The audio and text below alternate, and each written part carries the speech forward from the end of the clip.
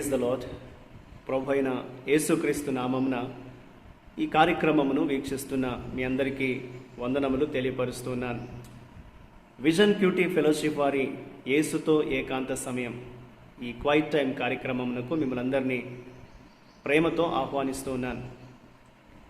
దేవుడు తన కృప ద్వారా ఈ 2021 సంవత్సరంలో మనందరినీ 8 నెలలు ఆయన కాపాడి ఉన్నాడు. ఈ 9వ నెల సెప్టెంబర్ మాసంలో దేవుడు మనల్ని ప్రవేశింపచేసినందుకై దేవునికి వందనాలు చెల్లిస్తున్నాను.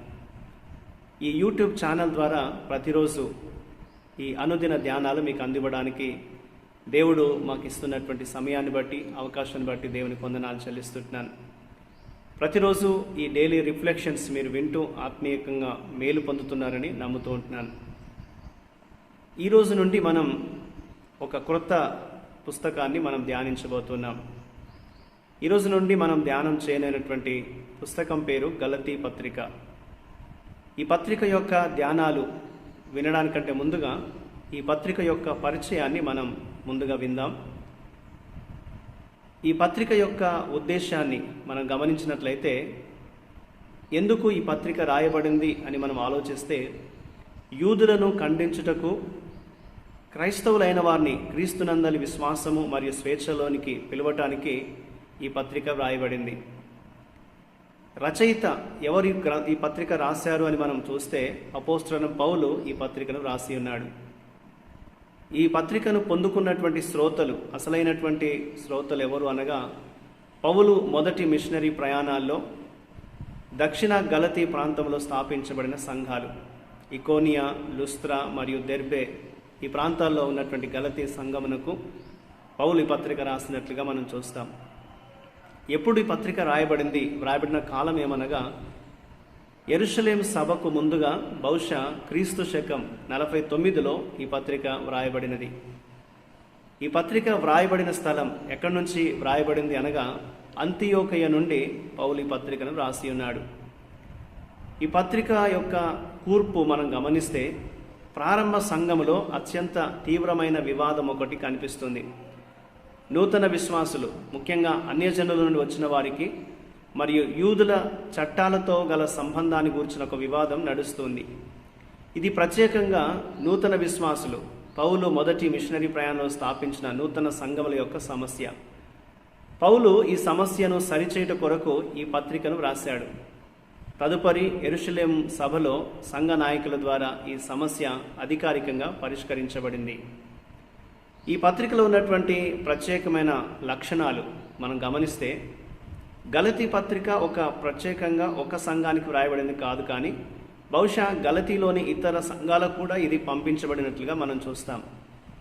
ఒక కుటుంబం అర్ధరాత్రి జాగ్రత్తగా ఒక ఆలోచనబద్ధంగా తప్పించుకొని సరిహద్దు దాటింది. ఒక వ్యక్తి జైలు గోడల వెలుపల నిలబడి స్వచ్ఛమైన గాలిని పీల్చుకుంటూ సూర్యకాంతిలో మెరుస్తున్నాడు.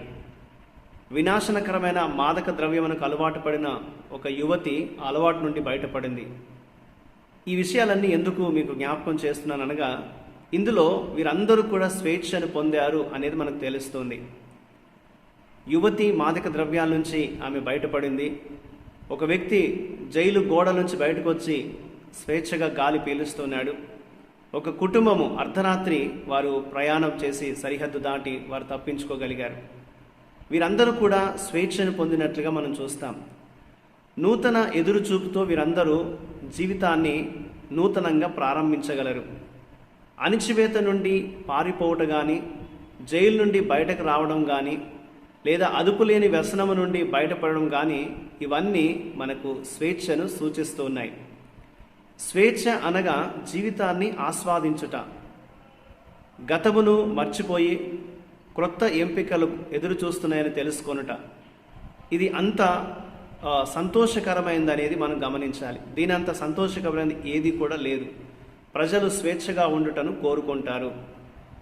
అందుకని ఈ గలతీ పత్రిక క్రైస్తవ స్వేచ్ఛను గూర్చి తెలియచేసేటువంటి పత్రిక.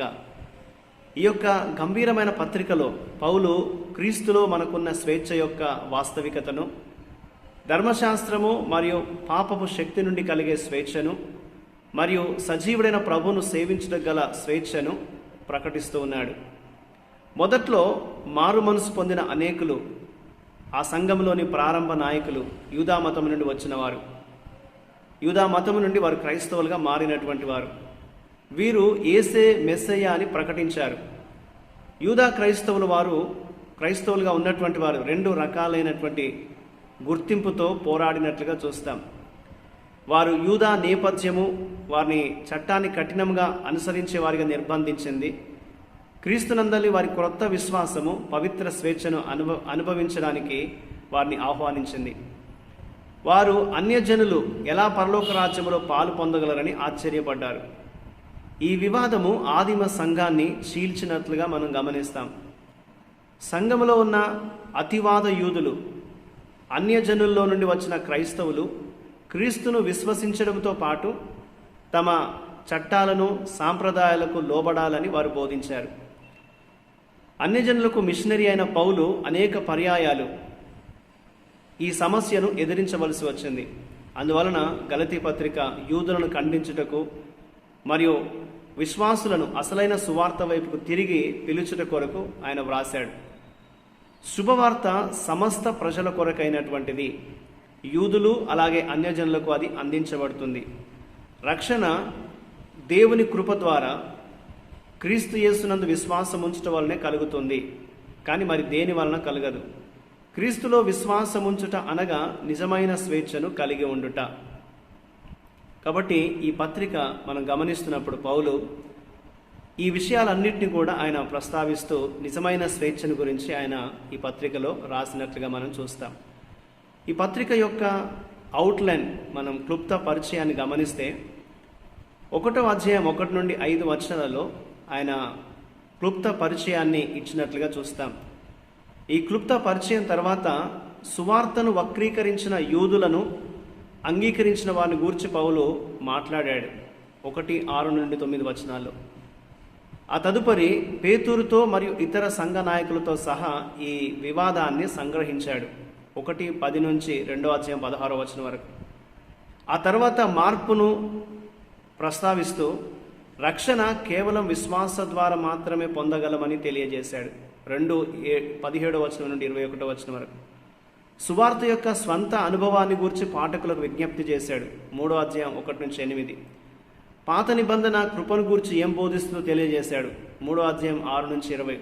ఆ తదుపరి దేవుని ధర్మశాస్త్రం యొక్క ఉద్దేశ్యము మరియు ధర్మశాస్త్రమునకు దేవునికి వాగ్దానాలకు క్రీస్తుకు గల మధ్య ఉన్న సంబంధాన్ని గురించి వివరించాడు 3వ అధ్యాయం 21 నుండి 4వ అధ్యాయం 31.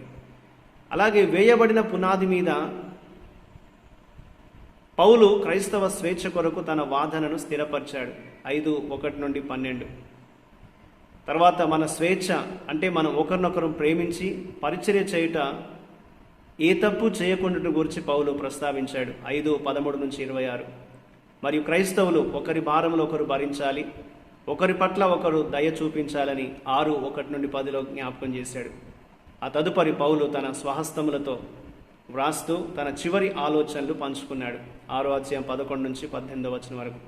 ఇది ఈ గ్రంథం యొక్క అవుట్లైన్, ఈ గ్రంథంలో ఉన్నటువంటి వివరణ. ఈ గలతీ పత్రిక నువ్వు చదువుతుండగా కృప మరియు ధర్మశాస్త్రం లేదా విశ్వాసము మరియు క్రియలు అను వీటి మధ్య మొదటి శతాబ్దంలో ఉన్న సంఘర్షణను అర్థం చేసుకున్నట్టుకు ప్రయత్నించుటే కానీ దానికి సమాంతరంగా ఉన్న ఆధునిక విషయాల గురించి కూడా జాగ్రత్తగా ఉండాలి. పౌలు సువార్త యొక్క సత్యాన్ని కాపాడినట్లుగా సత్యమునకు ఏదైనా కలుపుట కానీ లేదా దాన్ని వక్రీకరించుట కానీ చేయి వారిని తిరస్కరించాలని బోధించాడు. నీవు క్రీస్తులో స్వేచ్ఛను కలిగి ఉన్నావు, వెలుగులో అడుగుపెట్టి ఉత్సవం చేయుము. ఇది పౌలు అందించేటువంటి బోధగా ఈ పత్రికలో మనకు కనిపిస్తుంది.